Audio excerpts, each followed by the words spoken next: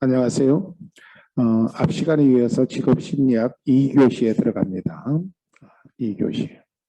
2교시에서 공부하실 것은 너무 두껍게 나오네요.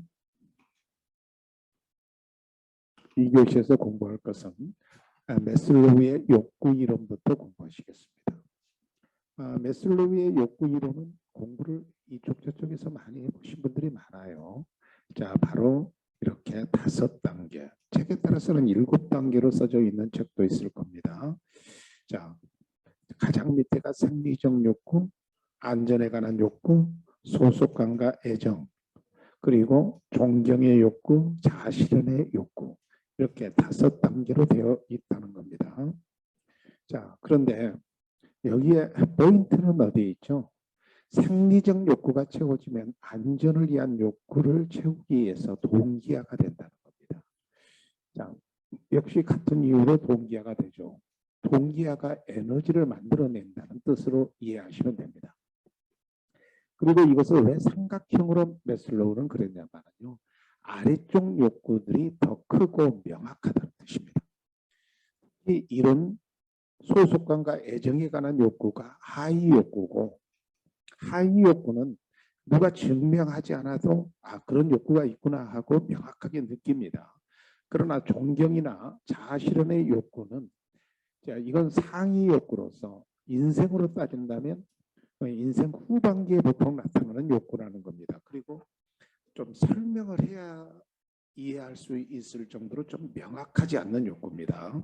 하위 욕구일수록 뚜렷하고 명확하다는 거예요. 자, 그런데 이 메슬로우의 욕구 이론을 바탕으로 해서 로의 욕구 이론이 등장합니다. 자, 메슬로우는 사회심리학자고 로의 욕구 이론은 직업에 대한 어떤 결정 이론가입니다. 그래서 메슬로우 기본적 욕구 이론에 기초하여 유아기의 경험과 직업 선택에 관한 5가지의 가설을 수립했다. 진로 발달 이론 중 개인의 진로 발달 과정에서 사회나 환경의 영향을 상대적으로 많이 고려했다. 사회나 환경의 영향을 상대적으로 많이 고려한 이론이다. 자, 이 이론의 로의 욕구 이론의 가장 포인트는 이겁니다. 아동기입니다. 이거 청소년기가 아니에요. 아동기입니다.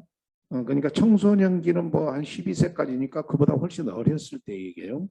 아동기에 부모의 양육 방식에 따라 사람 지향적이거나 사람 회피적 직업을 갖게 된다는 건데요. 이걸 조금 더 설명을 하면 아동기에 부모 자녀의 관계를 중시합니다. 이 아동기의 부모 자녀의 관계를 중시해서 이 아동기의 자녀는 부모한테 자신의 욕구를 실현하기 위해서 여러 가지 욕구 실현을 요구해 옵니다. 자, 그럴 때 이 부모가 이 자녀의 욕구 실현을 요구해 올 때 부모는 뭐 여러 가지가 있겠지만 여기서는 간편하게 강의하기 위해서 2개로만 딱 나누겠습니다. 잘 받아주는 수용적 부모가 있을 수도 있겠고 거부적 부모도 있을 수 있겠죠. 즉 자녀의 욕구를 안 받아줘, 거부적, 잘 받아줘, 수용적. 자, 그러면 이 자녀가 나중에 성장해서 성장 후에 직업을 갖는 이유도 욕구 실현을 위해서 갖는다는 겁니다. 욕구 실현을 위해서. 자, 그래서 일종의 프로이트의 방어 기제로 따진다면 일종의 직업의 선택을 승하로 본다는 겁니다. 자, 그렇다면 이 자녀가 성장해서 직업을 가질 때 만약에 수용적 부모 밑에서 자랐다면 사람을 통해서 자신의 욕구가 실현 가능하다는 걸 알기 때문에 사람 지향적 직업을 갖는다는 겁니다. 그런데 거부적 부모 밑에서 자랐다면 욕구 실현을 요구해도 사람을 통해서 욕구가 실현되지 않으니까 나중에 이제 커서 직업을 가질 때도 사람 회피적 직업. 그럼 사람 회피적이라면 결론적으로 뭐죠? 사물지향적 직업을 갖는다는 겁니다. 그렇게 해서 사람의 흥미가 있냐, 사물의 흥미가 있냐에 따라 흥미에 따라 8개의 직업군으로 나누었습니다. 그래서 이쪽이 이제 서비스 직군이 가장 사람 지향적이고, 그 다음에 이제 기술직이라든지 5개 활동직이 이제 사물 지향적인데, 그래서 이쪽에 서비스 직군이 있고 이쪽에 기술직이 있다면 가장 사람지향적, 가장 사물지향적, 가운데는 이제 중간 영역이겠죠. 자, 이렇게 해서 8개의 직업군으로 나누었다. 그래서 흥미에 따라 8개의 직업군으로 나누었다. 근데 이 8개의 직업군에 대해서는 아직 시험에 나온 적은 없습니다. 왜냐하면 이 나누는 방식이 로 말고는 이렇게 나누는 사람들이 없어요. 뭐 보세요. 서비스직, 요건 좀 이해가 되는데 비즈니스직, 좀 애매모호한 것들이 많죠. 단체직, 5개 활동직, 과학직, 일반 문화직, 예능직. 어디서부터 어디까지 영역인지 제목 보고는 정확하게 그 범위가 결정되지 않습니다. 자, 그 다음에 책임과 곤란도에 따라, 그러니까 8개, 흥미에 따라 이 8개의 직업군으로 나누고, 그러면 동그라미 더 칠까요? 8개의 직업군으로 나누고, 자, 여기에 서비스 직군이 이제 있다고 합시다. 여기에 책임과 곤란도에 따라 다시 6개의 로 나누었습니다. 그래서 자, 책임과 곤란도에 따라서 그러면 이제 이건 좀 암기를 하셔야 되는데 암기는 어렵잖아요. 자, 이쪽이 숙련 안 된 직이 가장 낮은 쪽이죠. 그러면 반만 숙련되고 숙련되고 전문관리에 준하고 중급 고급 이렇게 한순간에 암기될 수 있죠. 자, 그래서 서비스 직군으로 따진다면 가장 높게가 슈퍼바이저가 고급 전문관리직이겠고, 그 다음에 뭐 일반 애판직이 비숙련직이겠죠. 그 사이에 이렇게 단계별로 될 수 있습니다. 그래서 이렇게 흥미에 따라 8개, 책임과 곤란도에 따라 6개, 그러면 6 곱하기 8 하면 48개의 직업군에 대한 설명이 나오는 겁니다. 이게 지금 누구 이론이라고 그랬죠? 로의 욕구 이론이라고 합니다. 로의 욕구 이론은 매슬로우의 욕구 이론과 정신분석학을 바탕으로 해서 만든 직업 결정 이론입니다. 자, 여기에 대해서 이제 에너지 이론, 동기 이론들이 쭉 있습니다. 자, 동기. 여러분, 동기가 에너지라고 제가 자주 말씀을 드리고 있는데요. 확실히 에너지 맞죠? 살인의 동기, 살인의 에너지. 그런데 어떤 일을 할 때 있죠. 시키는 일만 하는 것은 에너지가 넘친다 그렇게 표현을 하지 않죠. 그런데 뭔가 사기를 갖고 열심히 하는 것 이런 것이 이제 동기가 있다. 그렇죠? 작업 동기. 그럴 때 이 작업 동기 이론이 여러 개가 있는데 객관식에만 나옵니다. 자, 따라서 객관식을 준비하시는 공부로 이걸 좀 해주셔야 됩니다. 특히 검정형 시험에서 많이 나올 수 있습니다. 기대 유인가 이론 부러움이 있는데 노력하면 긍정적 유인가를 얻을 기대가 높아질 때 동기가 커진다라는 이론입니다. 자, 우리가 어떤 회사에서 취업을 했는데 그 취업을 해서 남보다 더 열심히 일을 해요. 그러면 그 열심을 통해서 긍정적 유인가를 얻을 주관적 확률이 높다고 생각하면 동기가 높아진다는 이론이에요. 일반적으로 기대 유인가 이론이 가장 인정받고 있는 이론입니다. 그렇잖아요. 어떤 회사에서 남보다 더 열심히 하는 이유는 이렇게 열심히 하면 긍정적인 유인가, 긍정적 유인가에 대한 주관적 기대감이 크다라는 겁니다. 자, 그러니까 내가 이만큼 열심히 하면 객관적 분량으로 딱 주어진다. 그건 월급 수준이고 주관적으로 이 긍정적 유인가가 높을 것 같다. 그러면 동기가 높아져요. 어떤 회사에 가서 열심히 일하는 사람들 특징은 그래서 긍정적 유인가가 뭐죠? 승진이라든지 진급이라든지 보수라든지 이런 것들을 생각하시면 됩니다. 또 강화 이론은 전통적인 사회학 뭐죠? 행동주의 이론입니다. 사람들이 일을 하는 것은 그만큼 그 일에 대한 보상이 있기 때문입니다. 그리고 그 보상이 동기를 높여준다는 겁니다. 물론 이때 그 보상이 고정보다는 변동 간격보다는 변동 비율 이런 것들이 동기를 더 높여준다라는 이론입니다. 그래서 셀러리맨으로 딱딱 월급 나오는 것보다 어떤 물건을 판매할 때 그 판매의 비율로서 수익을 얻는 것 같은 것이 동기가 더 높은 이론이 된다는 겁니다. 더 높아진다는 거예요. 여기에 대해서 아담스의 형평 이론은 타인과 비교해서 형평성이 있는 대우를 받는가에 관한 자신의 지각이 자급적 동기를 결정한다는 겁니다. 이건 무슨 말인가 하니 집단 간의 비교를 한다는 겁니다. 자, A와 B가 두 사람이 있는데 A와 B가 똑같이 회사에 충성을 했는데 A만 출세를 하고 B는 진급해서 그러면 이 사람은 작업 동기가 높을 리가 없죠. 그러니까 타인과 비교해서 형평성 있는 대우를 받으면 작업 동기가 올라갈 것이고 형평성 있는 대우를 받지 않는다고 생각하면 작업 동기가 떨어진다는 이론입니다. 이 이론 여러분도 읽는 순간에 수긍하시는 분이 꽤 있으실 겁니다. 어떤 회사에서 잘 다니다가 그만두셨을 이유 중에 절대적 봉급 수준이 낮은 것보다 나랑 똑같이 일을 했는데 어떤 사람이 빨리 진급하면 나는 힘들어서 회사를 못 다니는 경우가 많죠. 힘들어서 이게 뭐죠? 동기가 떨어져 버렸죠. 이거 이제 형평 이론입니다. 그리고 존재관계 성장 이론으로서 알더판데 메슬로우의 욕구 이계 이론의 단점을 보완했다. 자, 메슬로우의 욕구 이계 이론은 보시는 바와 같이 이렇게 삼각형이어서 아래쪽 욕구, 하위 욕구가 상위 욕구 이렇게 쭉 동기화가 된다는 건데요. 알더파의 이론은 이렇게 위계가 있는 게 아니라 이렇게 삼각형이 돼 있다는 거예요. 존재, 관계, 성장이라는 겁니다. 그래서 이 존재관계 성장 이론, ERG 이론이라고 보통 합니다만은, 자, 존재관계 성장 이론으로 설명을 하는데, 보통은 존재가 바로 여기 하위 욕구하고 관련이 있고, 관계, 그리고 성장은 어디예요? 자아 실현이라든지 자아 존중의 욕구와 관련이 있습니다. 그 다음에 이제 목표 설정 이론, 로크가 주장했던 이론인데 어렵고 구체적인 목표, 조직원이 참여와 피드백으로 작업 동기를 높인다라는 건데요.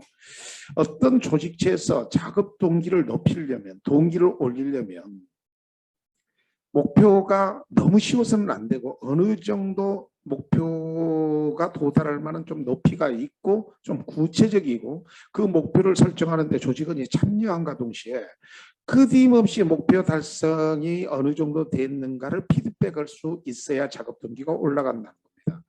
여러분 보험회사 같은 데서 다녀보신 분은 알겠지만은 그날의 보험 성적이나 실적을 꼭 그래프로 나타나서 쳐다보게 만들죠. 목표 설정을 높게 작게 한 다음 그 목표 설정이 어느 정도 달성됐는가 끊임없이 피드백으로 보게 하면 작업 동기가 올라간다는 이론입니다. 자, 그 다음에 내재적 동기로는 대시가 주장했던 이론인데요. 금전과 같은 외재적 보상이 내재적 동기를 감소시킬 수도 있다는 이론입니다. 자, 이게 객관식에 그대로 나와요. 금전과 같은 외적 보상이 내재적 동기를 감소시킬 수도 있다는 이론입니다. 다시 말씀드리면 더 안 좋은 결과가 되죠. 다시 말하면 어떤 회사에 다니는데 일이 너무 좋아서 열심히 하고 있는데요. 그 열심히 하는 모습을 보고 사장님이 어떤 금전적 대가를 지급하기 시작합니다. 한 번 지급에 두 번 지급에 제일 처음에는 일이 즐겁다가요. 계속 이렇게 그 열심히 하는 것에 대가가 지급되면 이제는 열심히 하는데 대가와 결합되어 있기 때문에 열심히 했는데 대가가 없잖아요. 그러면 열심히 하기가 싫어져요. 그래서 작업 동기가 떨어진다는 이론이에요. 이 이론은 시사한 바가 많습니다. 여러분 자제분들 중에 갑자기 있죠. 자기 방을 깔끔하게 청소하는 겁니다. 내재적 동기 때문에 청소하잖아요. 그러면 너무 이제 부모 입장에서 고마워서 용돈을 주기 시작하잖아요. 그러면 나중에 용돈을 주지 않으면 청소 안 해버린다는 겁니다. 그래서 작업 동기가 떨어질 수도 있어요. 청소의 동기가 떨어질 수도 있다는 것으로 이해하시면 됩니다. 일반적으로 가장 인정받고 있는 그리고 객관식 시험에 참 많이 나오는 이론으로 허즈버그의 이요인 이론입니다. 동기 이생 요인이라고 해서 이요인 이론인데 이름도 참 재밌죠. 허즈버그. 집에서 같이 사는 왼수는 허즈밴드. 자, 그래서 이렇게 이요인 이론인데요. 이것은 여기다가 선을 하나를 다 긋고 시작할 겁니다. 선을 이렇게 그어 보면 이 뜻이 뭐냐면은 위생 요인과 동기 요인이 서로 교환되지 않는다는 겁니다. 두 개로 나눠졌다는 거야.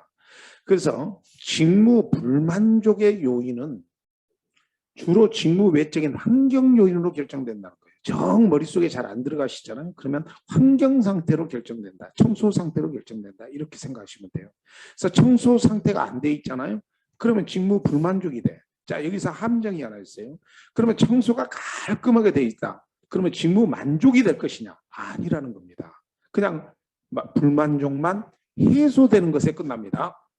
이게 상호 교환되는 게 아니라는 거야.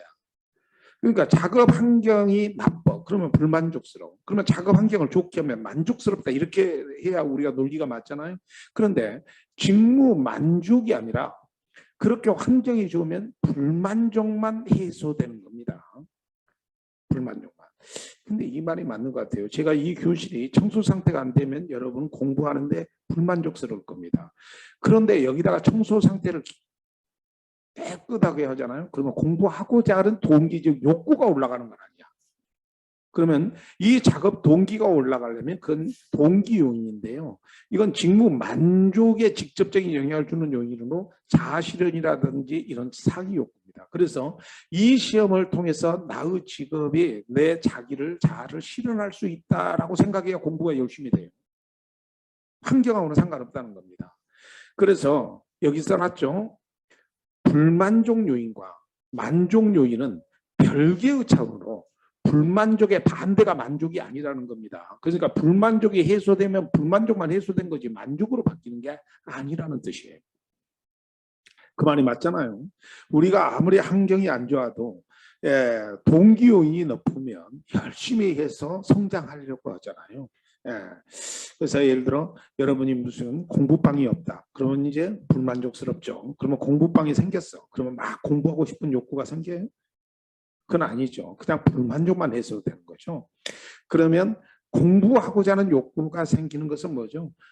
공부를 통해서 내가 소위 출세하고 성장해야 되겠다라는 그 욕구가 있어야 성장한다는 겁니다. 서로 불만족의 반대가 만족이 아니라는 거.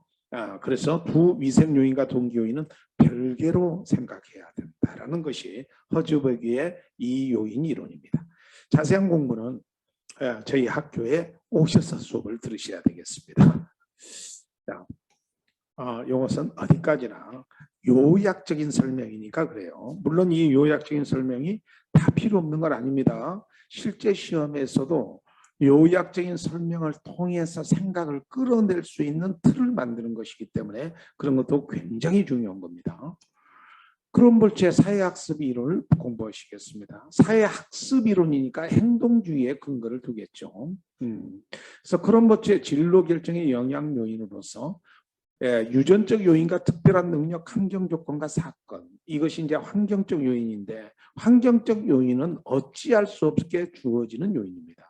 심리적 요인으로서 학습 경험이 있고 가제 접근 기술이 있는데 학습 경험은 여러분 이렇게 인적 도구나 물적 도구를 통해서 하는 학습 경험, 그러니까 직업학교나 학교 시스템이나 이런 것을 도구적 학습 경험.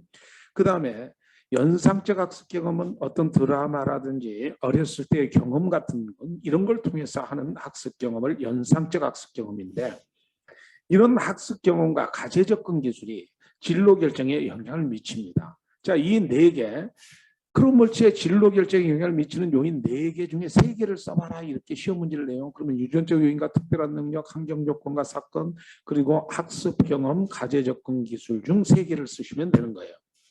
4개를 쓰라 그러면 4개 다 쓰면 되죠. 이 중에서 가제 접근 기술은 객관식 문제로도 문제를 냅니다. 그냥 옛날은 주관식으로도 낸 적이 있어요. 가제 접근 기술은 여기에 써진 이 말 그대로요. 문제를 풀어가는 기술입니다.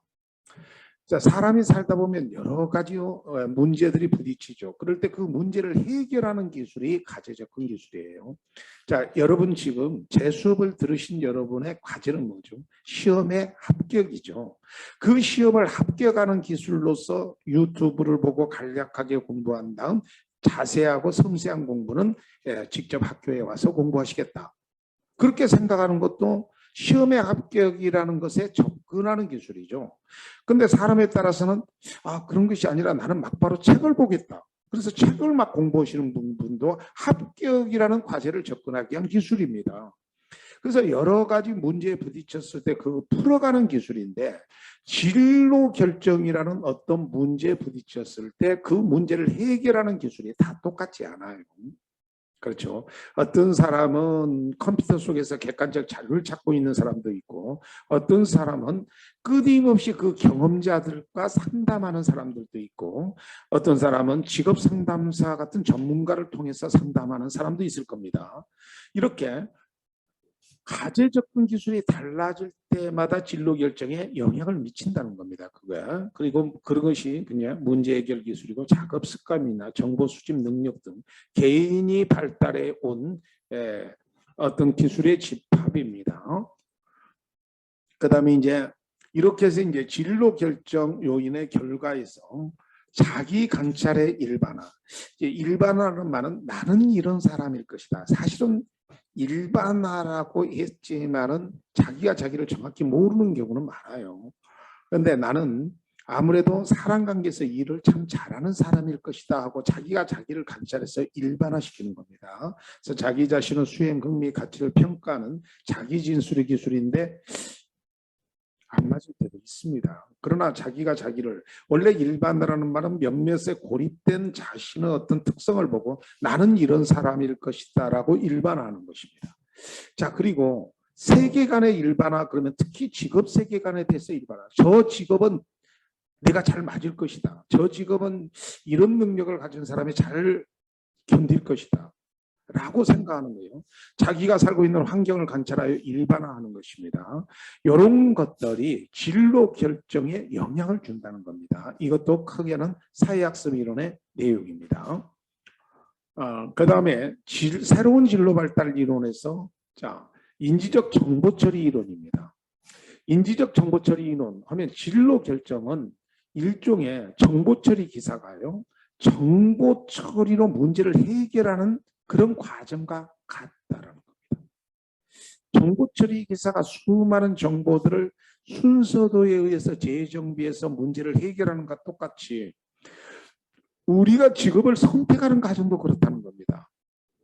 여러 정보들을 다시 재조합해서 진로 결정을 성공시킨다는 겁니다. 그래서 여기 써줬죠. 기본 전제 3가지를 한번 보세요. 원래는 10가지입니다. 그러나 시험에 나올 것 가장 핵심 딱 고르면 3가지예요.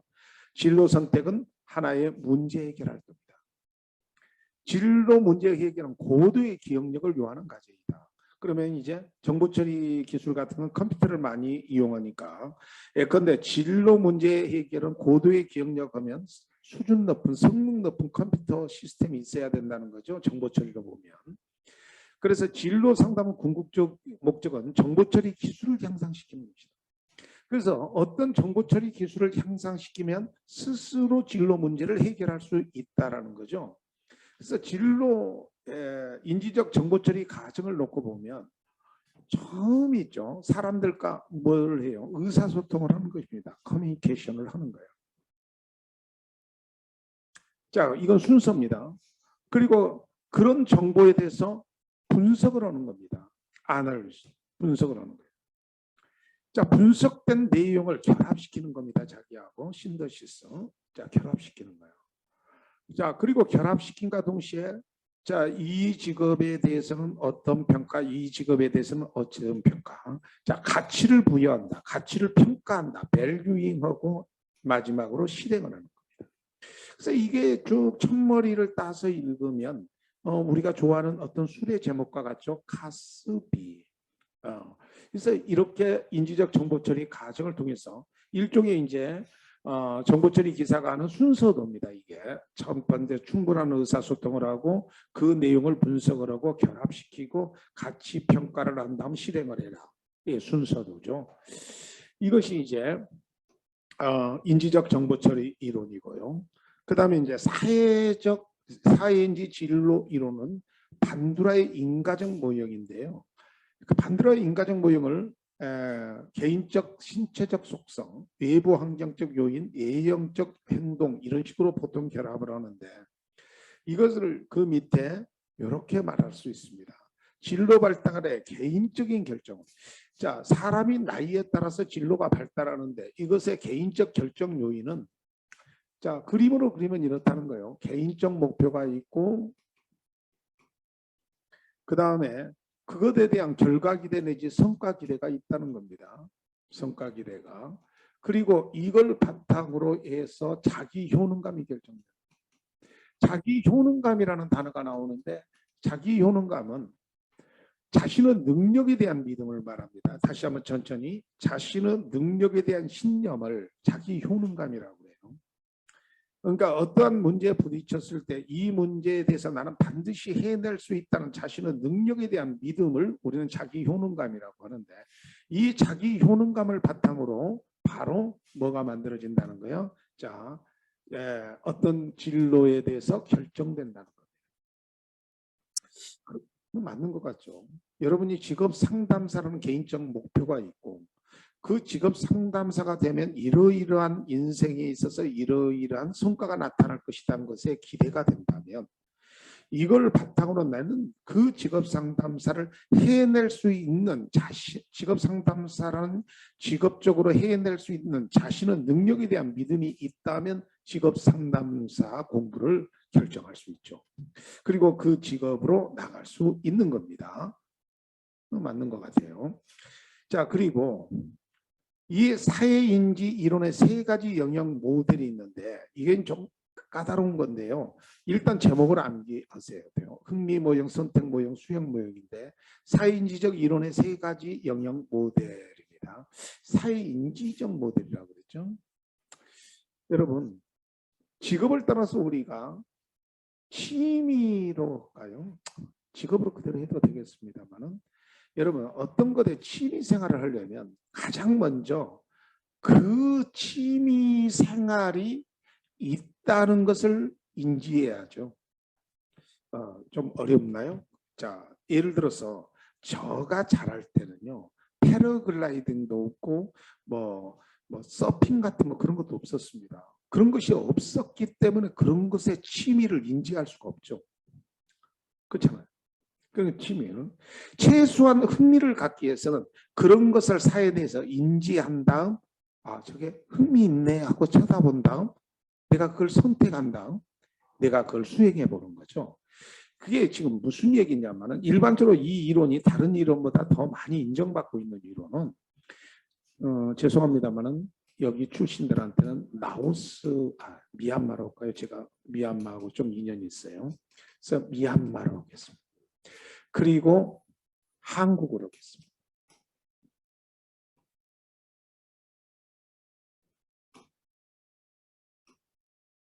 한국으로 할게요. 제가 이쪽은 언어를 적게 그렸고 이쪽은 원어를 더 크게 그린 이유는 미얀마에서 직업에 대한 인지적 범위와 한국에서 직업적 인지적 범위가 달라요. 한국이 훨씬 더 넓습니다. 그렇죠? 그리고 미얀마는 제가 몇 번 가봤는데요. 사실은 직업이 그렇게 다양할 수가 없을 것 같아요. 그렇죠? 우리가 직업에 대한 흥미를 갖고 선택을 갖고 수행을 하기 위해서는 최소한 사회 내에서 그런 직업에 대한 인지가 있어야 돼요. 한국은 그 인지 범위가 넓으니까 그 범위 내에서 흥미를 느끼는 유형들이 나타날 것이고 사람들 중에 거기에 선택된 유형들이 나타나고 그 다음에 그것을 자 수행해 본다. 자 그러면 여러분이 직업 상담사 공부는 어떻게 시작됐죠? 자 수많은 직업에 대한 인지 중에 직업 상담사가 있었고 거기에 흥미를 느끼셨고 느낀 것 중에 하나고 그것의 선택과 동시에 수행을 하고 있는 겁니다. 여러분 지금 공부를 하고 계시죠. 그래서 이런 과정에서 한번 읽어보시면 이제 이해가 될 거예요. 흥미 모형은 어느 시기에 개인이 직업적 학업적 흥미는 그 시점에서 자신의 효능감과 결과 기대를 반영합니다. 내가 해낼 수 있겠다라고 생각해 흥미를 더 느끼죠. 그리고 선택 모형은 흥미 영역 내에서 직업이나 흥미 영역 내에서 직업이나 학문의 영역으로 들어가고 싶어서 나 저거 한번 해보고 싶다. 그리고 선택을 한다는 겁니다. 자, 수행 모형은 이전의 수행 성취도가 자기 효능감과 결과 기대에 영향을 미치고 최종적으로 수행 수준을 이끌어서 나는 이것을 내 인생의 직업으로 선택하겠다. 이렇게 된다면 수행 모형이 되고 한번 해볼까 정도도 수행 모형입니다. 자, 이렇게 해서 흥미 모형, 선택 모형, 수행 모형으로 자 사회인지적 이론의 세 가지 영역 모델까지 공부하셨는데 이게 조금 까다로워요. 그래서 자세한 공부는 책을 펴서 따로 공부하시든지 아니면 저희 학교에서 정시로 수업을 들으셔야 되겠습니다. 근데 이 정도로만 또 써도 크게 문제는 없어요. 자, 그 다음에 가치 중심적 진로 접근 모형의 브라운이라는 사람이 있는데 진로 선택은 지금까지 보통 흥미나 적성이 중요하다는 식으로 되어 있는데 이 이론, 브라운의 이론은 아니다. 가치가 중요하다는 거예요. 진로 선택에. 가치는 사람들이 소중하다고 생각하는 신념책으로서 직업 상담학에서 가치사정 기법을 공부하신 적이 있잖아요. 자, 기억을 되살리기 위해서 뭐예요? 직업 상담학에서 가치사정 기법 보면 체크 목록 가치의 순위 매기기, 과거 선택 예상하기, 절정여금 조사하기, 자유시간과 금전 사용, 대길목 말하기, 존경하는 사람 기술하기였죠. 여기에서는 사람의 가치를 사정하는 것을 말하는 게 아니라 그 가치에 따라 진로를 결정하는 구조입니다. 그래서 인간 행동은 개인의 가치에 의해서 상당 부분 영향을 받는다. 그래서 가치는 진로 결정 과정에서 가장 중요한 작용을 한다. 흥미보다 가치다. 이것도 또 제가 부분적으로 인정을 합니다. 저도. 예, 사실은 어떤 흥미와 적성이 좀 부족하더라도 내가 돈을 꼭 많이 벌고 싶어요. 자, 그러면 자꾸 흥미하고 잘 안 맞더라도 그 직업에 선택을 할 수도 있어요. 자, 그래서 이 가치 중심적 진로 접근 모형의 기본 명제는 개인이 우선권을 부여하는 가치들이 그리 많지 않다라고. 여러분의 출제자들은요, 개인이 우선권을 부여하는 가치들이 매우 다양해서 너무 많다는 식으로 나오는데 실제로는 그렇지 않는다고 제가 가치사정 기법에서도 말씀을 드린 적이 있어요. 왜냐하면 여기 써졌죠. 가치는 환경 속에서 가치를 담는 정보들을 획득함으로써 자, 정보들의 커뮤니케이션을 통해서 학습되기 때문에 우리 한국이란 집단 속에서 커뮤니케이션이 계속 이루어지잖아요. 그러면 거의 공통학습이 이루어져요. 종교 집단에서 계속 학습이 이루어지잖아요. 그러면 종교적인 공통 가치관이 만들어져요. 그래서 우선권이 가치를 부여하는 우선권이 그리 많지 않아요. 더 나가서 우리가 범죄인이나 비범죄인이나 이건 범죄 심리학적 얘기입니다. 제가 젊었을 때 저 범죄 심리학 그 교정학 책을 쓴 적이 있어서 그걸로 예를 들면 범죄인이나 비범죄인이나 지향하는 가치가 같아요. 몰랐죠. 돈이요, 돈. 예를 들어 자본주의. 근데 이 돈이라는 가치를 실행하는 방법론으로 자, 비범죄인은 정상적인 노력이나 이런 것을 비범죄인은 뭐죠? 범죄인들은 범죄적 방법으로 이걸 접근하겠다는 방법론이 서로 틀린 거예요. 근데 서로가 서로의 동경을 해요. 정상적인 사람과 범죄인 사람은 서로 동경을 하게 돼 있어. 그래서 정상적인 사람은 아무래도 나는 여기 너무 힘들어. 그래서 범죄적 방법이 더 쉬운 것 같아. 그래서 정상적인 사람이 범죄인이 되죠. 또 범죄인 입장에서는 이게 막 해도 이것도 쉬운 거야. 아니요. 노력이 겁나게 힘들어 이거. 큰 집도 갔다 와야 되지. 이것도 만만치 않습니다. 그래서 개가천선해서 정상적인 사람으로 또 무한히 바뀝니다. 왔다 갔다 교류되어 있어.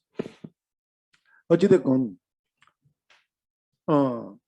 가치로 학습된다는 거 그리고 우선권을 부여하는 것이 그렇게 가치들이 다양하지 않다는 거. 그 가치들을 만족시키는 정도는 생의 역할에 달려 있다.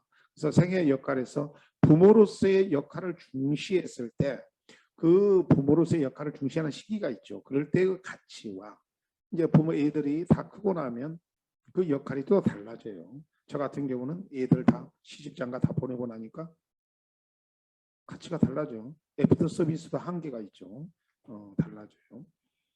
그래서 역할에 달려 있습니다. 자, 구성주의, 맥락주의 관점은 진로 발달을 상호작용하는 사람과 환경이 어떻게 영향을 미치는가에 따라서 정해지는데 사람과 환경 이것이 상호 영향을 이렇게 사람과 환경이 상호 이렇게 영향을 미친다는 거예요. 사람 부분과 환경 부분이 딱 나눠져 있는 것이 아니라는 겁니다. 실제로 이 구성주의 맥락주의 관점이 아닌 객관주의 행동주의 관점에서 본다면 이게 삼각형이잖아요. 그런데 동그라미인 사람이 만나잖아요. 그러면 어떤 개념을 삼각형이라고 주장하는데 동그라미는 틀린 거예요. 그런데 구성주의 관점에서는 이 동그라미가 이렇게 여기에 붙어서 새로운 형태의 탈 것으로 바뀐다. 이런 게 이제 구성주의 관점인데요. 다시 말씀드리면 지금까지 공부했던 어떤 적성이나 흥미에 따라 진로 결정 모형은 실제로 미국에서는 맞고 한국에서는 안 맞을 수도 있잖아요. 그래서 어떤 환경이라든지 이런 것과 결합해서 새로운 어떤 진로의 모습이 그때그때 구성된다라는 이론으로 이해하시면 됩니다. 요즘 뜨고 있는 이론이니까 시험에는 나온 예는 없었습니다. 자, 그 다음 이어서 직업 심리 검사에 들어갑니다. 직업 심리학에서는 직업 심리 검사가 초점이에요. 자, 상담학과 심리학이 서로 결합되는 부분 중에 상담학 쪽에서 공부했으면 심리학에서 어느 정도 생략하고 직업 심리 검사로 막바로 넘어갑니다. 직업 심리 검사에 의해 자, 여기에 심리 검사와 관련된 용어가 있는데 측정, 어떤 일정한 규칙에 따라 대상이나 사건의 수치를 활동하는 것이 측정입니다. 표준화는 일정한 절차와 방식이 정해져 있는 게 표준화고, 평가는 단순한 수치 배정뿐만 아니라 어떤 속성을 이해하고 가치를 부여하는 것이 평가입니다. 사물을 평가하거나 측정할 때 의거할 수 있는 기준이 척도인데 표준화나 척도보다는 일단 측정과 평가에 대한 설명부터 합니다. 저는 키가 1m, 자, 여러분 이렇게 화면으로 보시면 키가 저 사람이 큰지 적은지 모르는데요. 제 키는 1m 66입니다. 센티미터죠. 키가 저라는 남자니까 치마를 그리면 안 되겠죠. 저라는 대상에 166cm라는 키를 쓰면 이건 수치를 부여하는 겁니다. 이건 측정이에요. 그런데 말입니다. 제 키가 큰가요, 적은가요? 166이면. 키가 작죠. 저 키 작은 남자. 이렇게 하는 것을 평가라고. 근데 여러분, 이 평가에 대해서 조금만 더 설명을 하면 여러분들은 왜 저보고 키가 적다라고 생각을 했죠? 166인데. 그것은 한국 사람들의 평균 남성의 키를 생각하셨기 때문에 키가 작다고 생각합니다. 자, 따라서 평가 속에는 한국 남자들의 평균치를 그걸 나중에 설명을 합니다. 그걸 기준이라고 하는데 그 기준을 비교해서 평가했기 때문에 내가 키가 작다고 느끼시는 겁니다. 그래서 저는 여행을 갈 때 동남아 쪽으로 다닙니다. 저보다 키가 적은 국가만 다녀요. 그건 농담입니다만. 그리고 이 센티메타를 제가 이렇게 말이 없어도 여러분은 166이다 그러면 160cm, 166cm다 이렇게 이해하시는데 미국 사람들은 다르게 이해할 수도 있죠. 뭐 피트로 이해해 버릴 수도 있습니다. 또 영국 사람은 인치로 이해할 수도 있어요. 그러면 똑같은 166이라는 단어에 대해서 공통성이 없죠. 그러니까 이렇게 단위를 통일해서 방식을 딱 정하는 것을 표준화라고 합니다. 자, 그리고 이런 센티미터라든지 뭐 미터법이라든지 이런 것들이 딱 정해진 척도도 있지만은 그렇지 않고 정해지지 않을 때는 그 척도를 만들어서 써야 되거든요. 만들어 쓴다는 것은 척도하면 뭐 자척자를 말합니다. 그래서 척도라고 하는데 이 자를 만들어서 써야 되는데 그건 나중에 설명을 따로 드릴게요. 자, 그러면 이제 심리 검사를 하는 목적은 뭐냐? 심리 검사.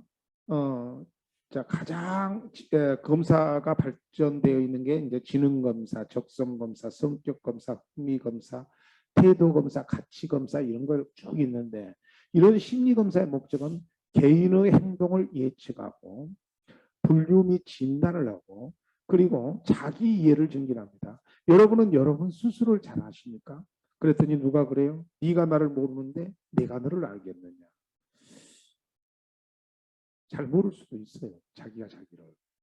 그럴 때 심리검사를 통해서 자기가 자기를 알게 되는 경우도 있습니다. 그리고 조사 및 연구를 위해서도 심리검사를 할 수 있습니다. 그러면 이제 심리검사 결과가 나왔습니다. 머릿속에 지능검사가 나왔다고 합시다. 지능이. 그러면 지능검사를 이제 알려줘야 되잖아요. 왜냐하면 피검사자, 즉 검사 받은 사람은 그런 검사 결과에 대해서 알 권리가 있는 거예요. 그러면 이제 이 검사 점수를 딱 주고 무슨 말인지를 몰라. 그러니까 해석을 해줘야죠. 심리검사 결과에 대해서 해석을 해줘야죠. 자, 해석을 할 때 내담자의 반응을 고려해야 됩니다. 두 번째, 이해하기 쉬운 용어를 써야 돼요. 그런데 이해하기 쉬운 용어를 쓴다고 해서 주의해야 됩니다. 가치 판단적 언어를 쓰면 안 돼요. 가치 중립적이고 객관적 견해로 설명을 합니다. 그러니까 이해하기 쉬운 언어를 쓴다고 예를 들어서 지능검사 점수가 한 70 나왔는데요. 이해하기 쉬운 언어를 쓴다고 해서 지능검사 70이네? 똘팍이다 너. 140이 나왔더니 너는 천재다. 이렇게 가치 판단적 표현을 하면 안 된다는 겁니다. 중립적.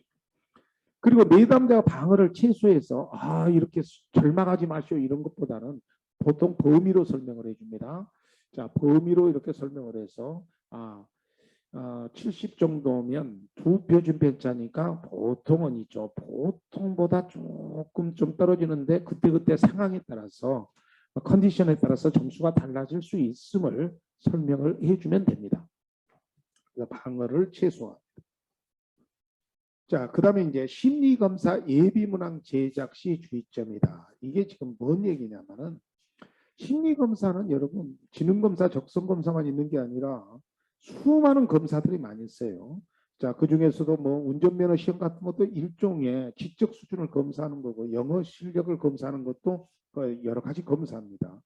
그런데 심리검사 예비문항 제작 시 할 때 여기서 주의해야 될 점이 예비문항이라고 했을 때는 습작이라는 뜻이 아니에요. 어떤 문항을 만들어내는 연습 문항이라는 뜻이 아니라 예비 문항은 이렇게 큰 문항 한 1000문제 정도 들어가 있는 이 문항이 난이도별로 변별도별로 있을 때 이걸 뽑아서 본 문항을 만들어내는 거거든요. 그러니까 예비 문항이 그대로 이거 1000문제라고 합시다. 그러면 이 중에서 50문제를 뽑는다. 그래서 본문항이 되는 겁니다. 그러니까 예비문항은 결론적으로 본문항이 될 수 있는 조건들을 다 갖추고 있어야 돼요. 왜? 이렇게 해야 또 여기서 뽑아서 50문항이 만들어지고 그러죠. 요새는 그 사이버 대학 같은 데서는 시험 이렇게 보면 서로 컴퓨터를 같이 켜놓고 문제가 같이 나오는 것 같다 그랬더니 이 문제하고 같은 과인데 서로 틀려요. 그 이유는 뭘까요? 예비 문항을 중심으로 해서 이쪽에 50문제를 뽑고 이쪽에 50문제를 뽑고 했죠. 근데 둘이 막 난이도나 변별도가 너무 틀려버리면 안 되잖아요. 그러니까 이미 난이도나 변별도가 다 예측되어 있습니다. 그래서 그 예비 문항 제작 시 주의점으로 문항의 난이도를 잘 맞춰줘야 돼요. 자, 그러면 여기서 좀 더 구체적으로 설명을 드립니다.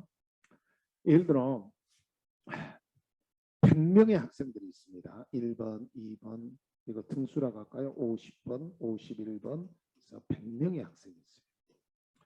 자, 그럴 때 문제 1번이 있고 문제 2번이 있고 문제 3번이 있습니다. 자, 객관식이라고 합시다. 1번, 2번 지문, 3번 지문, 4번 지문이 있는데 우리끼리 정답은 3번이 정답이라고 합시다. 자, 문항의 난이도부터 설명을 합니다. 문항의 난이도는 문항이 어렵고 쉬움의 정도인데 이 100명 중에 이쪽은 10명이 정답을 찍었고 2번은 30명이 정답을 찍었고 이쪽은 50명이 정답을 찍었고 이쪽은 10명이 정답을 찍었습니다. 그러니까 100명 중에 50명 반이 정답을 찍었다. 이것을 우리는 문항의 난이도라고 해요. 문항이 어렵고 쉬운 정도죠. 지나는 길로 그 난이도 계산법까지는 여기서 설명을 하지 않겠습니다만은 이 50명, 100명 중에 50명이 정답을 찍으면 난이도가 높은 문제일까요? 낮은 문제일까요? 예, 이거 잘못하면 딱 중간이다 하시는 분이 있는데 아닙니다. 아주 문항 난이도가 높은 문항이에요.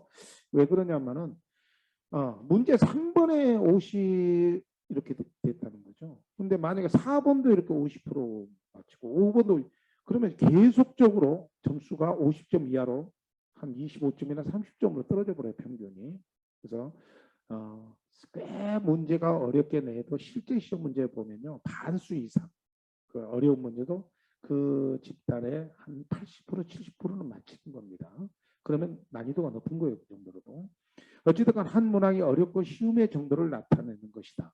그럼 문항의 변별도는 문항 하나하나가 피험자 상하 능력을 구별하는 능력인데, 자, 이 50명의 학생이 정답을 찍었는데 1등부터 50등이 있고 51등부터 100등이 있는데요. 1등부터 50등짜리가 예를 들어서 40명이 여기에 정답을 찍고 51등부터 100등까지 10명이 찍었다. 그러면 이거 변별도가 아주 좋은 겁니다. 잘하는 학생이 맞히고 못하는 학생은 틀리죠. 근데 만약에 말입니다. 이 50명이 정답을 찍었는데 1등부터 50등까지가 25명, 51등부터 100등까지가 25명이 정답을 찍었다. 그럼 문제 있잖아요. 공부를 하나 안 하나 반반씩 맞췄잖아요. 그러니까 이 문항은 잘하는 학생과 못하는 학생을 구별하는 변별력이 없는 거죠. 변별력이 없는 겁니다. 이것이 이제 변별도라고. 오답의 능률도 또는 오답의 매력도라고 해요. 오답도 정답으로 오인하는 매력도가 있어야 돼요. 오답은 누구나 봐도 오답이요. 이렇게 나오면 안 되죠. 그래서 오답을 정답으로 오인하고 반응하는 정도인데 예를 한번 들어볼게요. 자, 이런 얘기예요. 1번에 정답을 찍으신 분이 20명, 2번에 정답을 찍으신 분이 30명, 3번 정답 그대로 찍으신 사람이 50명, 4번 정답을 찍은 사람이 0명이에요. 그러면 이 4번의 지문은 필요가 없잖아. 즉 오답이 이것도 오답이 이것도 오답인데요. 오답을 정답으로 오인하고 거기에 정답으로 체킹할 확률이 거의 없다는 거예요. 그럼 오답의 매력도가 없어요. 그러면 문제를 어떻게 만들어줘야죠? 이쪽에 오답의 매력도를 높여줘야 돼요. 그래서 어느 정도 정답같이 만들어줘야 돼요. 그래서 이쪽의 퍼센테이지를 좀 줄이고 이쪽으로 올라가게. 그래서 이쪽 한 20, 이쪽 10 이런 식으로 오답의 매력도를 올려주라는 겁니다. 이렇게 문항의 난이도, 변별도, 오답의 능률도 이런 것들을 잘 갖춰야 예비 문항으로 제작될 수 있는 겁니다. 그 외에도 문항이 너무 어렵게 만들어지면 안 돼요. 문항의 구조가 막 복문, 혼문 막 이렇게 쓰고 영어로 따진다면 막 관계대명사 몇 개 막 들어있고 그러면 안 돼. 그리고 문항이 문화적 편파성도 없고 아주 적절하게 잘 만들어져야 됩니다. 그래야 예비문항으로서 효과가 있는 겁니다. 그래서 이렇게 예비문항 제작 시 주의점까지 말씀을 드렸고, 자, 다음 시간에는 투사적 검사와 객관적 검사 같은 검사에 대한 구체적인 공부를 하는데 오늘 공부했던 것들을 다시 한번 요약해서 이렇게 쭉 보시겠습니다. 오늘 공부는 어디서부터 했죠? 꽤 많이 공부했죠. 여기서부터 메슬로우의 욕구 2개 이론부터 공부를 하셨습니다. 자, 참고적으로 이 욕구의 메슬로우의 욕구의 2개의 단계도 알아두시고 하위 욕구와 상위 욕구, 하위 욕구를 채우고 나면 상위 욕구를 위한 동기화가 된다. 이 메슬로우의 욕구 2개 이론을 바탕으로 해서 로는 진로 결정 이론으로 욕구 이론을 내세운 사람이 로인데 아동기 때 부모 자녀의 관계에 따라서 진로 결정에 영향을 받는다는 이론입니다. 특히 흥미에 따라 8개의 직업 공부, 그리고 책임과 곤란도에 따라서 6단계로 나누었다는 거. 자, 그리고 동기 이론으로서 몇 가지를 했는데 그중에 허즈버그의 이요인 이론을 초점을 맞춰서 공부를 드린 적이 있습니다. 어, 그래서 직무 불만족이 해소되면 직무 만족이 된다는 식으로 여러 거를 속여 먹을 건데 아니라 그냥 불만족만 해소되고 불만족 요인과 만족 요인은 별개의 차원이라는 거 초점을 한번 꼭 잡아 주십시오. 자, 그다음에 크롬볼츠의 사회학습 이론으로서 진로 결정에 영향을 주는 요인 하면 이 네 가지 중에 한 세 가지는 암기를 해야 돼요. 유전적 요인과 특별한 능력, 환경 조건과 사건, 학습 경험. 학습 경험할 때 도구적, 연상적 따로 암기할 것 없어요. 그냥 학습 경험, 가제 접근 기술 이렇게 기억을 해 주셔야 되고 그 다음에 새로운 진로 접근 모형으로서 인지적 정보 처리 이론. 자, 그 다음에 사회 인지적 진로 접근 모형으로서 자, 흥미 모형, 선택 모형, 수행 모형, 그리고 가치 중심적 진로 접근 모형으로 가치가 학습된다라는 거, 그리고 흥미보다 가치가 진로 결정에 더 중요한 요인이라는 것, 이것도 기억을 해 주십니다. 자, 그리고 직업 심리 검사로서 측정과 평가에 대해서 초점을 맞춰서 공부를 하셨고 그 다음에 심리검사 결과 해석 시의 문제와 예비문항 제작 시의 주의사항까지 공부를 해서 자 2교시를 끝내겠습니다. 3교시를 기대하시고 오늘 강의는 여기서 마치겠습니다.